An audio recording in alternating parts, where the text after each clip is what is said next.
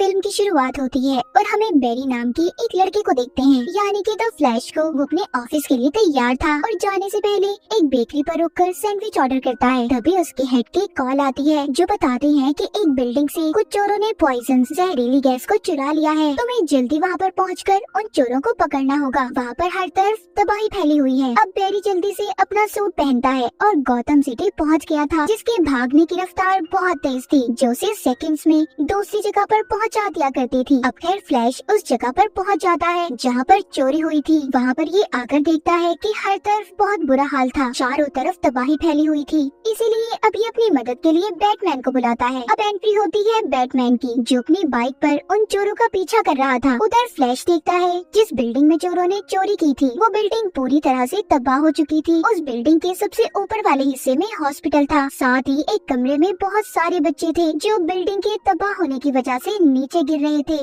लेकिन फ्लैश अपनी super speed और पावर का इस्तेमाल करके सभी बच्चों को बचाने की कोशिश कर रहा था। यहाँ पर उसकी बैटरी भी लो हो जाती है। तभी उसने हवा में सब कुछ रोक दिया था और एक माइक्रोवेव से कुछ चीजें निकाल कर खाता है, कुछ फ्रिज से खाता है, जिसके बाद उसकी बैटरी चार्ज हो गई थी। अब वो सभी बच्चों को एक एक करके बचाता है। सभी की उसने एक लाइन बना दी थी और फिर बड़े ही आराम से सभी बच्चों को पकड़कर सही सलामत नीचे उतार लेता है। इसके बाद हमें बैटमैन दिखाया जाता है जो उन चोरों का अब तक पीछा कर रहा था। वो अपनी बाइक को टक्कर मार के उन चोरों की गाड़ी के ऊपर चढ़ गया था। अब उन सभी को मार मार के गाड़ी से बाहर निकाल देता है। अब इन्हीं के साथ लड़ाई करते हुए वो उस गाड़ी समेत उस चोर के साथ पुल से नीचे गिर जाता है, जिसके पास पॉइजन जहरीली गैस थी। बैटमैन और वो चोर पुल से लटके हुए थे। तभी यहाँ पर आती है वंडर वुमन, जिसने अपनी रस्सी फेंककर बैटमैन और उस चोर को बचा लिया था। उधर फ्लैश ने भी सबकी जान को बचा लिया था और फिर जिसके बाद उन चोरों को पुलिस के हवाले कर दिया जाता है। इसके बाद बेरी यानी कि फ्लैश दोबारा उसी बेकरी में जाता है और अपने लिए सैंडविच लेकर ऑफिस आ गया था, जहाँ पर उसको बॉस से अब बहुत डांट पड़ती है क्योंकि वो लेट हो गया था। मगर खैर वो ऑफिस में अपना काम पूरा करता है और फिर जिसके बाद उसकी मुलाकात होती है अपनी एक पुरानी दोस्त से जो कि एक वकील थी। वो फ्लैश यानी कि बेरी से कहती है कि मैं तुम्हारे डैड के केस पर काम कर रही हूँ और मुझे इस बात का बहुत दुख है कि मैं उन्हें नहीं बचा सकती क्योंकि सारे सबूत तुम्हारे डैड के खिलाफ हैं। सबका यही कहना है कि तुम्हारे डैड ने तुम्हारी मॉम को मार दिया था। कल वो अदालत में पेश होंगे और मुझे लगता है उन्हें सजाए मौत हो जाएगी। ये बात सुनकर बेरी को गुस्सा आ जाता है क्योंकि वो जानता था कि उसकी मॉम को उसके डैड ने नहीं मारा। अब रात को बेरी दोबारा से अपना द फ्लैश का सूट पहनता है और अपने पुराने घर के सामने जाकर खड़ा हो गया था और उस दिन को याद करने लगता है जिस दिन उसकी मॉम की मौत हुई थी। दरअसल उस दिन हुआ ये था कि उसकी मॉम खाने में कुछ नया बनाने वाली थी। जब वो मार्केट से सामान लेने गई तो वो टोमेटो केचप भूल आई थी और फिर जिसे लेने वो बेरी के डैड को बेचती है क्योंकि टोमेटो केचप उस रेसिपी के लिए बहुत जरूरी था। अब बेरी के डैड टोमेटो केचप लेने मार्केट चले गए और बेरी खुद अपने कमरे में आ गया था। कुछ देर के बाद बेरी को अपनी मॉम के चिल्लाने की आवाज आई। जब उसने बाहर आकर देखा तो उनके घर में चोर आ गए थे जो बेरी की मॉम को चाकू मारकर वहाँ से भाग जाते हैं, पर साथ ही वहाँ पर उसके डैड भी आ गए थे। मगर चाकू लगने की वजह से उसकी मॉम की मौत हो गई। तभी उधर पुलिस भी आ जाती है, जिन्हें देखकर ये लग रहा था कि बेरी की मॉम को बेरी के डैड ने मारा है क्योंकि उस वक्त उसकी मॉम के पास उसके डैड बैठे थे और यही वजह थी। पुलिस उन्हें पकड़कर अपने साथ ले गई। अब कहानी दोबारा से प्रेजेंट यानी कि मौजूदा दौर में आती है। बेरी यानी कि जो अब द फ्लैश के रूप में था, वो सोचता है अगर उसकी मॉम मरती ही ना तो उसके डैड भी आज पुलिस के पास ना होते। ये सोचकर वो अपनी पावर स्पीड का इस्तेमाल करता है और बहुत तेज भागता है। भागते हुए उसके पाँव से बिजली निकल रही थी। अब वो भागते भागते उसने टाइम ट्रेवल कर लिया था। वो एक अलग ही दुनिया में पहुंच जाता है जहाँ पर उसे अपनी माजी में हुए सभी हादसे याद आने लगते हैं। जिसे चाहता तो वो बदल भी सकता था, मगर खैर वो दोबारा से अपनी दुनिया में आ जाता है और आकर अब वो सीधा बैटमैन के पास जाता है। उससे कहता है अगर पास्ट में मेरी मॉम मरी ही ना होती तो आज मेरे डैड को जेल ना होती। क्यों ना मैं इन सब चीजों को पास्ट में जाकर दोबारा से सब कुछ ठीक कर दूं, मैं बदल दूं इन चीजों को। बैटमैन कहता है फ्लैश ऐसा करना बेवकूफी होगी क्योंकि अगर हमारी जिंदगी में ऐसे हादसे पेश ही ना आते तो आज हम कभी भी इस मुकाम पर ना होते। अगर तुम्हारी मॉम की मौत ना हुई होती तो तुम द फ्लैश ना बनते और ठीक ऐसे ही अगर मेरे मॉम डैड ना मरते तो मैं कभी बैटमैन ना बनता। इसलिए जो हो गया उसे भुला दो। ऐसे टाइम के साथ छेड़छाड़ करना बहुत भारी पड़ सकता है। मगर फ्लैश फिर भी बैटमैन की बातों पर यकीन नहीं करता। वो अपना सूट पहनता है और अपनी बिजली जैसी रफ्तार का इस्तेमाल करके बहुत जोर जोर से भागता अपने पास्ट माजी में पहुंच गया था, जब उसकी मॉम मार्केट में रेसिपी का सामान लेने आई थी। अब वहाँ पर जाकर वो करता ये है, उसने अपनी मॉम की बास्केट में टोमेटो केचप को रख दिया था ताकि जब वो घर जाए तो उनके पास टोमेटो केचप हो और उसकी मॉम उसके डैड को फिर घर से बाहर केचप लेने ना भेजे, और इस तरह उनका घर अकेला भी नहीं होगा, उनके घर में कोई चोर भी नहीं आएगा। इस तरह से उसकी मॉम की मौत भी नहीं होगी, उसके डैड को भी पुलिस लेकर नहीं जाएगी। अब ये सब कुछ ठीक करने के बाद फ्लैश दोबारा से अपनी स्पीड से भागता हुआ अपने टाइम यानी कि अपने प्रेजेंट में जा रहा था। तभी उसे एक अजीब सा आदमी मुक्का मारता है और फिर जिसके बाद फ्लैश अपने ऐसे टाइम में चला गया था जब वो 18 साल का था। वहाँ पर पहुंचकर वो अपने घर जाता है और अपने मॉम डैड से मिलकर बहुत खुश होता है। उसे लग रहा था कि उसने अपनी मॉम के पास्ट में जाकर सब कुछ ठीक कर दिया है, मगर तभी वो खिड़की से देखता है इस टाइम का बैरी अपने घर आ रहा था। अब मैं यहाँ पर आपको इन दोनों बैरी के बारे में बता दूं। प्रेजेंट के बैरी को हम बैरी 1 कहेंगे, जबकि इस टाइम के बैरी को जो 18 साल का है उसे बैरी 2 कहकर बुलाएंगे। यहाँ पर बैरी 1 बैरी 2 को साइड पर ले जाता है और कहता है मैं तुम्हारा फ्यूचर हूँ। तभी उसे पता चलता है कि आज वो दिन था जब बैरी को द फ्लैश बनने की पावर ताकतें मिली थी। आज का दिन बहुत खास है, यानी कि आज तुम्हें पावर्स मिलने वाली है और हर हाल में तुम्हें उन पावर्स उन ताकतों को हासिल करना होगा। अगर तुमने ऐसा ना किया तो मैं भी कभी भी अपनी दुनिया में वापस नहीं जा पाऊंगा। इसके बाद अब बैरी 1 बैरी 2 को लेकर उस जगह पर पहुंच जाता है जहां पर उसे द फ्लैश बनने की पावर्स मिली थी। वो दरअसल एक लैब था। यहाँ पर बैरी 2 बहुत ज्यादा डरा हुआ था। बैरी 1 उसको एक कुर्सी पर बिठाता है और तभी खिड़की से जोरदार कड़कड़ाती चमकती हुई बिजली बैरी 1 के अंदर से गुजरते हुए बैरी 2 में आ गई थी, जिसका मतलब ये था कि बैरी 2 को द फ्लैश बनने की पावर्स मिल गई थी, मगर बैरी 1 ने अपनी सारी पावर्स को खो दिया था, जिस वजह से अब वो अपने टाइम यानी कि अपने प्रेजेंट में भी वापस नहीं जा सकता था। वहीं पर दूसरी तरफ हम इसी टाइम लाइन यानी कि पास्ट वाले बैरी 2 को देखते हैं, जो अपनी पावर्स अपनी ताकतें हासिल करने के बाद इतना खुश था कि सड़कों पर यहाँ वहाँ भागने लगता है। उसने अभी सही तरह से द फ्लैश की पावर्स को जाना ही नहीं था कि उसके भागने से कितनी तबाही हो सकती है। वहाँ पर रोड्स पर बहुत से एक्सीडेंट्स भी हो जाते हैं। बैरी 1 बैरी 2 को समझाता है कि तुम्हें अपनी पावर्स पर काबू पाना होगा। जिसके बाद वहाँ पर दोनों की नजर टीवी पर पड़ती है, जिसमें जनरल जॉर्ड बता रहा था कि एक सुपर हीरो यहाँ तुम्हारी दुनिया में है, अगर तुमने उसे मुझे वापस न दिया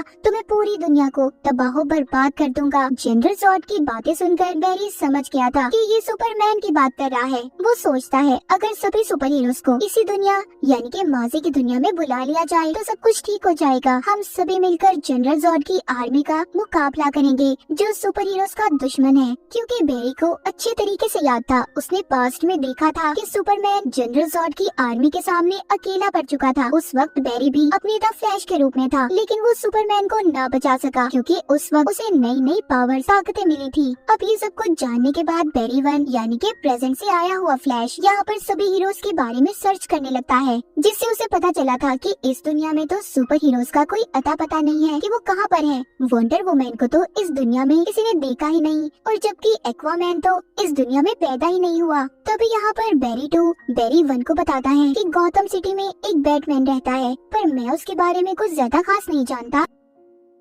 अब ये उसे वहाँ पर अपने साथ ले गया था, जहाँ पर जाकर बैरी 1 एक बहुत पुराने बैटमैन से मिलता है और उससे सुपरमैन के बारे में पूछता है। बैटमैन बताता है बहुत सालों पहले एक एलियन बच्चा एक पॉट में जमीन पर आकर गिरा था, मगर साइबेरिया की एक क्रिमिनल टीम उसे उठाकर ले गई और मुझे लगता है इस दुनिया का वही सुपरमैन है। ये सुनकर बैरी कहता है तो फिर तो हमें किसी भी हाल में उसे बचाना होगा, क्योंकि जनरल जॉर्ड जमीन पर आ गया है। अगर उसे रोका ना गया तो वो पूरी दुनिया को बर्बाद कर देगा और सुपरमैन के बिना तो हम जॉर्ड को भी नहीं हरा सकते। अब ये तीनों बैटमैन को लेकर उसके बैट स्पेस में बैठकर उस फैसिलिटी तक पहुंच जाते हैं जहां पर सुपरमैन को कैद किया गया था। उधर पहुंचने के बाद अब ये वहां पर सबको एक एक करके मार रहे थे। बैरी 1 ने अपनी द फ्लैश का सूट बैरी 2 को दे दिया था, क्योंकि इस वक्त पावर्स इस दुनिया की बैरी 2 के पास थी। वहाँ पर सभी सोल्जर्स फ्लैश को मारने वाले थे। उसके सामने बैरी 1 आ जाता है, मगर इस दुनिया के फ्लैश यानी कि बैरी 2 ने प्रेजेंट की बेरी को बचा लिया था। बेरी की हालत यहाँ पर बहुत खराब थी, उसे उल्टी आने लगती हैं। तभी यहाँ पर एंट्री लेता है बैटमैन। उसने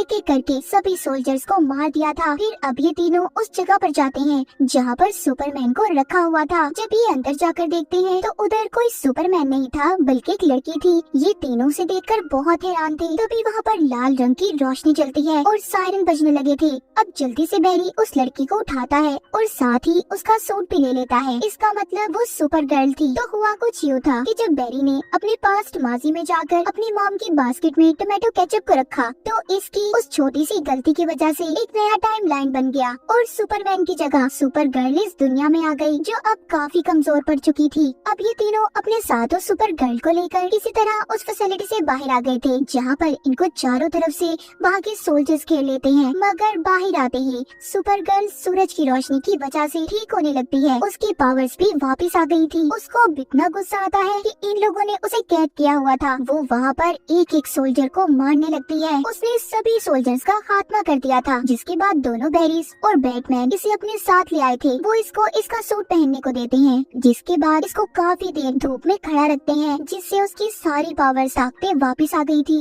मगर जैसे ही उसकी पावर्स आती है वो कहीं पर चली गई थी। उसके जाने के बाद बेरी 1 समझ गया था कि अब उसे ही बेरी 2 और बैटमैन के साथ मिलकर ज़ॉर्ड का मुकाबला करना होगा। यहाँ पर उसे आइडिया आता है कि अगर वो अपने ऊपर फिर से बिजली गिराए तो उसकी पावर्स वापस आ सकती हैं। अब वो बैटमैन की मशीन्स का इस्तेमाल करता है जिससे अब ऐसा करने से उसकी पावर्स तो वापस नहीं आती मगर वो बहुत ज्यादा जख्मी हो गया था। उधर दूसरी तरफ सुपर गर्ल देखती है कि ज़ॉर्ड की आर्मी ने इस दुनिया के लोगों पर हमला कर दिया है। वो खुद भी जमीन पर आ चुका है, इसीलिए वो इन सबको रोकने के लिए द फ्लैश और बैटमैन की मदद लेना चाहती थी। अब जब वो बैटमैन के पास जाती है तो देखती है उधर बेरी जख्मी हालत में है। उसे जब पता चलता है कि बेरी की पावर्स एक जोरदार बिजली का झटका लगने से वापस आ जाएंगी तो अब सुपर गर्ल उसे बेहोशी की हालत में उठाकर उड़ती हुई आसमान की ऊंचाइयों में ले जाती है जहाँ पर उसे जोरदार झटका लगता है और उसकी सारी पावर्स अब वापस आ गई थी। बेरी 2 भी उसे द फ्लैश का सूट वापस कर देता है। फिर वो बैटमैन के एक पुराने सूट पर लाल रंग का पेंट करके अपने लिए भी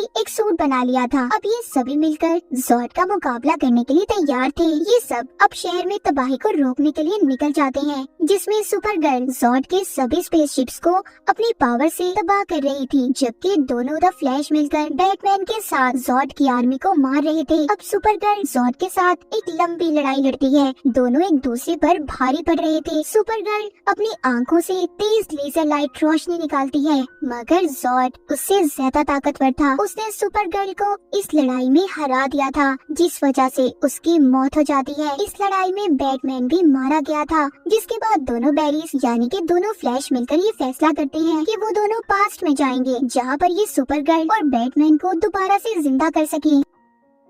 अब ये दोनों ऐसा ही करते हैं। ये दोनों पास्ट में जाकर सुपर गर्ल और बैटमैन के मरने वाले टाइमलाइन को बदल देते हैं मगर फिर भी बाद में किसी न किसी तरह बैटमैन और सुपर गर्ल दोबारा से मर गए थे। बेरी 1 द फ्लैश इस बात को समझ गया था कि हम अपने पास्ट के साथ छेड़छाड़ नहीं कर सकते यानी कि हमारी किस्मत और उनकी भी हम कुछ भी नहीं बचा सकते। मगर बेरी 2 ये नहीं समझता। वो बार बार पास्ट में पीछे जाकर बैटमैन और सुपर गर्ल को बचाने की कोशिश कर रहा था मगर प्रेजेंट में आकर वो बार बार मर रहे थे। बेरी 1 बेरी 2 को रोकता है और कहता है ऐसा नहीं हो सकता, हम चाह कर भी अपनी किस्मत को नहीं बदल सकते। तभी वो दोनों देखते हैं कि सभी पास्ट के टाइम एक दूसरे से टकराने वाले हैं। ऐसा इसलिए था क्योंकि बेरी 2 ने बार बार पास्ट में जाकर बैटमैन और सुपर गर्ल को बचाने की कोशिश की थी। यहाँ पर इनके सामने सभी दुनियाओं के सुपरमैन भी आने लगते हैं। यहीं पर वो अजीब आदमी भी आ गया था जिसने कहानी के शुरू में बेरी 1 को जोर से मुक्का मारा था जिस वजह से वो अपनी इस पास्ट की दुनिया में फंसा था। दरअसल ये अजीब आदमी कोई और नहीं बल्कि बेरी 2 का फ्यूचर था जो कि हजारों सालों से बैटमैन और सुपर गर्ल को बचाता आ रहा था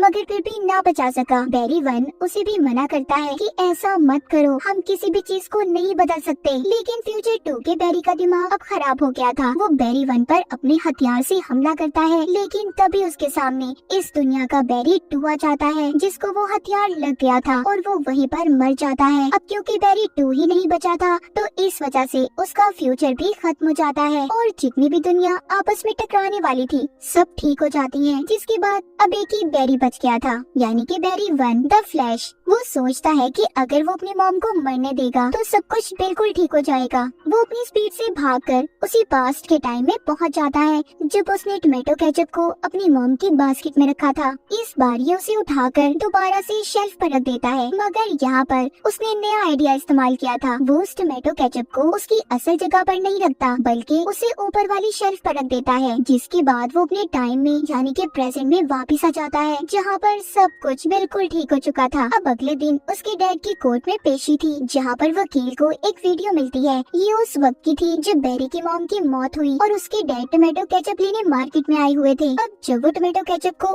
ऊपर वाली शेल्फ से उठाने लगते हैं तो उनका चेहरा भी वीडियो में आ गया था, जिससे ये बात साबित हो गई थी कि उस वक्त बेरी के डैड घर पर नहीं थे। उन्होंने बेरी की मॉम को नहीं मारा था और इस वजह से बेरी के डैड को छोड़ दिया जाता है। ये सब कुछ बेरी ने किया था, उसने टोमेटो केचप को ऊपर वाली शेल्फ पर रखा था। इसके बाद बेरी को बैटमैन की कॉल आती है जो कहता है कि मैं तुमसे मिलने आ रहा हूँ। बेरी जब उससे मिलने जाता है तो वो कोई और आदमी था। बेरी कहता है इस दुनिया का असल बैटमैन कहाँ पर है? वो कहता है मैं ही बैटमैन हूँ। इसका मतलब हुआ ये था कि बेरी अभी भी अपने असल टाइम में वापस नहीं आया था, क्योंकि उसने केचप की बोतल को उसकी असल जगह पर नहीं रखा था और इसी वजह से उसकी किस्मत दोबारा बदल गई। वो दोबारा किसी और टाइम में आ गया। इसके बाद कहानी के आखिर में हमें दिखाया जाता है कि बेरी यानी कि द फ्लैश इस दुनिया के एक्वामैन से मिलता है और उसे सारी बातें बताता है कि उसके साथ तब तक हुआ क्या था और कैसे वो इस दुनिया में फंसा। अब बेरी द फ्लैश कैसे निकल पाएगा इस दुनिया से? तो इसी के साथ इस मूवी की कहानी यहीं पर खत्म हो जाती है।